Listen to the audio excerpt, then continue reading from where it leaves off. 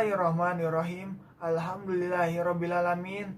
Anzala ala abdihil kitabah walam yaj'al lahu iwaja. Alhamdulillahilladzi hadana lihadza wa ma kunna linahtadiya laula an hadana Allah. Asyhadu an la ilaha illallah wa asyhadu anna Muhammadar Rasulullah la nabiyya ba'dah. Assalatu wassalamu ala asyrafil anbiya'i wal mursalin wa ala alihi wa ashabi ajmain, amma ba'du. Bismillahirrahmanirrahim. Assalamualaikum warahmatullahi wabarakatuh.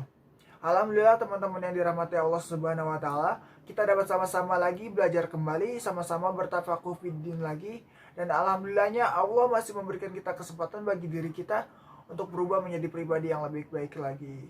Alhamdulillah ala kulli hal. Alhamdulillahillazi bi ni'matihi tatimmus shalihat. Allah sendiri berfirman dalam Al-Qur'an, "Wa ma kana al-mu'minuna liyanfiru kaffah falaula nafara min kulli firqatin minhum ta'ifah yattafaqu fiddin." Gak harus semua orang itu pergi bekerja untuk mendalami semua pekerjaan dunia. Falaula nafara min kulli firqatin minhum ta'ifah. Kenapa gak mengutus salah seorang dari kalian, dari kita, untuk bertafakuh fiddin? Liyunziru qauman idza raja'u ilaihim la'allahum yarshudun. Agar orang itu bisa kembali kepada kaumnya, menjadi mungzirul kaum bagi kaumnya, gitu. Dan sama seperti yang Kiai Haji Hasan Abdullah Sahal sampaikan kepada kita, santri Gontor. Kita itu ke Gontor adalah sebagai mungzirul kaum bagi kaum kita masing-masing. Kita datang ke Gontor adalah orang-orang pilihan Allah agar bisa menjadi mungzirul kaum kepada kaum kita masing-masing. Sama halnya, nggak jauh beda sama kita di sini. Allah memberikan kita kesempatan sama-sama bertafakuh fiddin lagi agar kita bisa menjadi mungzirul kaum bagi kaum kita. Gak harus semua dakwah itu dengan ceramah, enggak gitu. Bahkan dakwah pertama kali yang tercatat dalam sejarah yang dilakukan Nabi Muhammad dan disponsori oleh Abu Bakar, itu dakwahnya itu lewat makan bersama, makan bareng.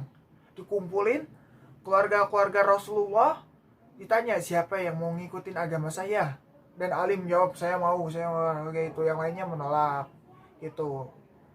Itu dakwah yang pertama kali itu lewat makan bareng, ngariung kalau bahasa orang Sunda tuh, ngumpul bareng, makan bareng. Itu dakwah pertama lewat kayak gitu. Nggak harus semua dakwah lewat ceramah kayak itu. Dan dakwah sendiri nggak bisa dilakukan oleh seorang dua orang, karena dakwah ini adalah kewajiban seluruh umat gitu. Walaupun secara fikihnya ini adalah fardhu kifayah, ketika satu orang menegakkan kewajiban ini maka gugur kewajiban yang lainnya gitu. Tapi kita lihat dari dakwah ini yang targetnya tuh segimana gitu. Kalau dakwahnya untuk mengajak ke masjid, semua orang wajib ngikutin dakwah, walaupun dakwahnya di sini bukan dakwah ceramah, bukan dakwah tablik, bukan dakwah yang itu. Dakwahnya di sini, ayo sama-sama ke masjid, itu juga dakwah. Dan alhamdulillahnya Allah masih memberikan kita kesempatan buat tafakuh fiddin lagi, sehingga ketika kita mempunyai ilmu, mempunyai faqih fiddin ini, kita bisa mendakwahi kaum kita dengan cara kita masing-masing. Gak harus lewat ceramah. Biar yang ceramah itu para ustadz, biar yang para ceramah itu para dai, biar yang ceramah itu para mubalik. Dakwah kita kayak mana? Dakwah kita dengan hal, dakwah dengan perilaku, dengan kegiatan. Enggak. Kalau misalkan orang-orang selain ustadz, selain dai, selain mubalik mungkin gak punya ilmu, maka dakwahnya itu bukan dengan ilmu, dakwahnya itu dengan hal yang lain. Dakwahnya pemimpin dengan menegakkan syariat. Contohnya apa? Contohnya ke sekolah, orang-orang yang sekolah harus pakai kerudung. Nah, itu dakwahnya seorang ulil amri. Nah, balik lagi kita ke cerita Qasasul Anbiya. Kemarin kita udah ngebahas soal Nabi Hud, sekarang kita ngebahas tentang Nabi Sholih. Siapa itu Nabi Sholih? Nabi Sholih itu setelahnya Nabi Hud. Sama seperti Nabi Hud ke Nabi Nuh. Bedanya apa? Bedanya gak beda jauh gitu ya. Antara selang mereka, Nabi Nuh ke Nabi Hud, selang mereka gak jauh beda kayak Nabi Hud ke Nabi Sholih.